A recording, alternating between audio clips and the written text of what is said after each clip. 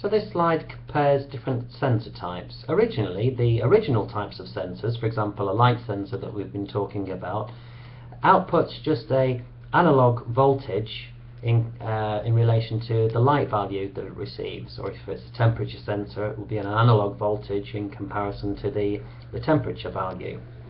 That's transmitted over a cable, and then here we have a signal conditioner, so it might be some sort of filter which takes away extraneous voltages and spikes and things like that, different types of noise.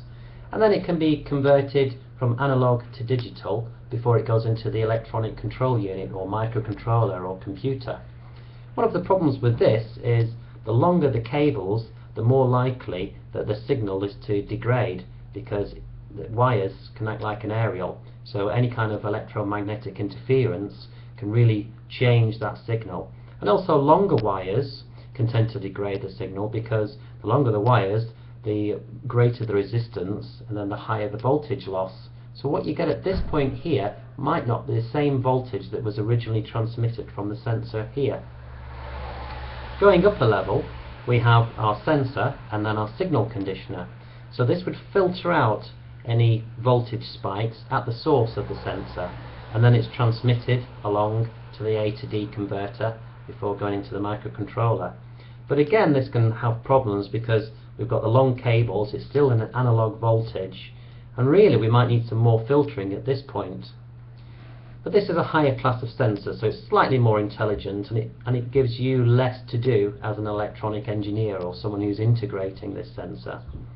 The next level up would be a more intelligent type of sensor, where we have our sensor, our signal conditioner, and then the A to D. So all we're transmitting here is a digital signal.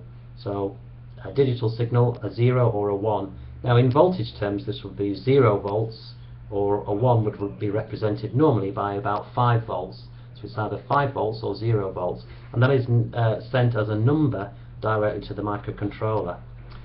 Less likely to suffer from degradation, because even small voltage spikes, there's a large difference between the 0 volts and the 5 volts, so large voltage spikes won't really register as a value, although there can be some problems with that sometimes.